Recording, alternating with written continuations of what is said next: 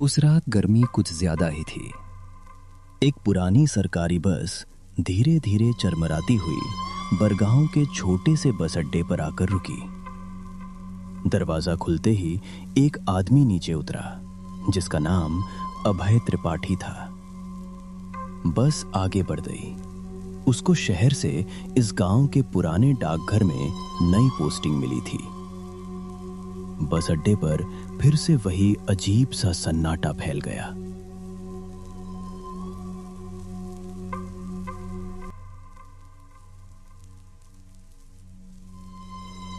जैसे ही वो उनके पास पहुंचा तो एक बूढ़ा आदमी आंखें सिकोड़ कर उसे घूरने लगा और बोला,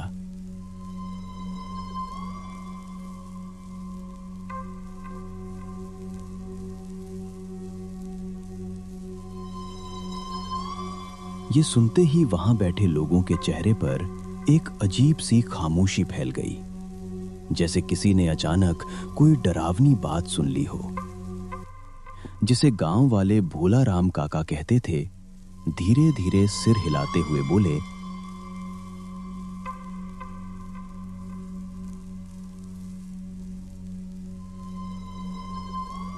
भोला राम काका ने गहरी सांस ली और धीमी आवाज में कहा,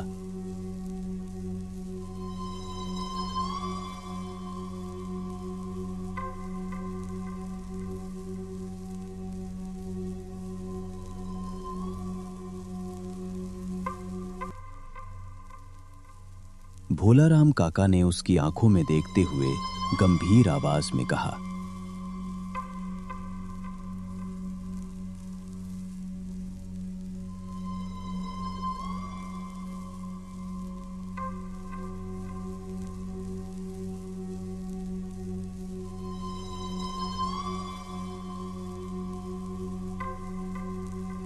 ये सुनते ही बाकी गांव वाले चुप हो गए और किसी ने भी आगे कुछ नहीं कहा। लेकिन अभय को ये सब एक अंधविश्वास लगा। वो हंसते हुए बोला,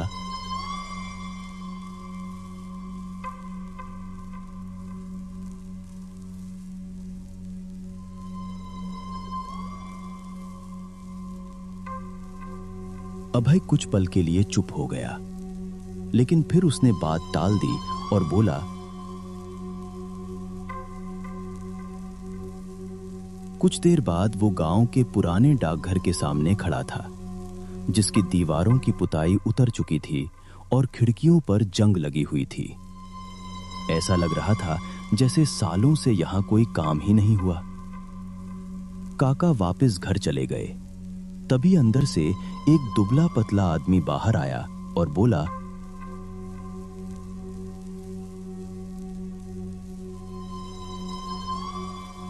अभय डाकघर के अंदर जाकर देखता है।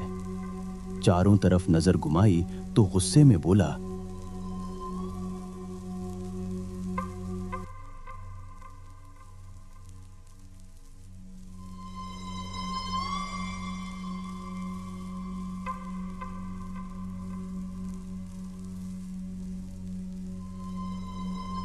अभय हंस पड़ा और बोला, रामू की आवाज कांपने लगी। उसने कहा,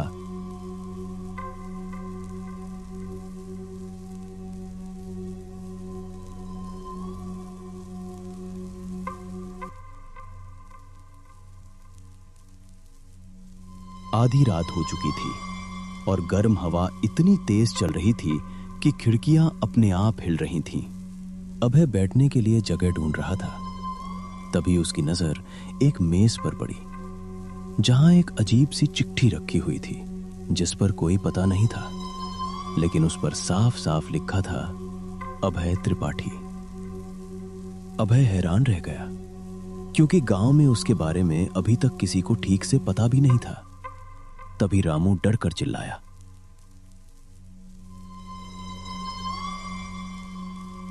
लेकिन अभय ने चिट्ठी खोल दी।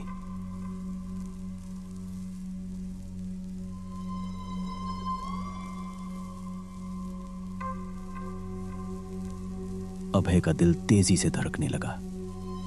दरवाजा धीरे धीरे खुला और वहां एक आदमी खड़ा था। फटे हुए डाकिये के कपड़े, सूखा हुआ चेहरा और लाल चमकती हुई आंखें। उसके पैर हवा में थे, जैसे कोई छाया हवा में झूल रहा हो। वो आदमी धीरे से बोला,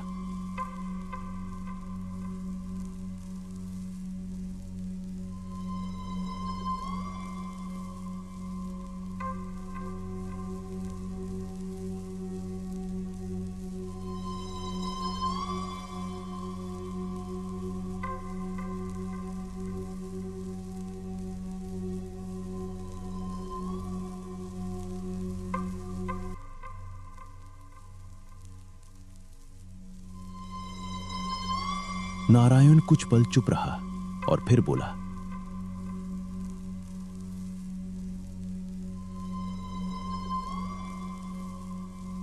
अगले दिन अभय ने पंचायत बुलाकर सबको नारायण की सच्चाई बताई और गांव वालों ने शर्म से सिर झुका लिया।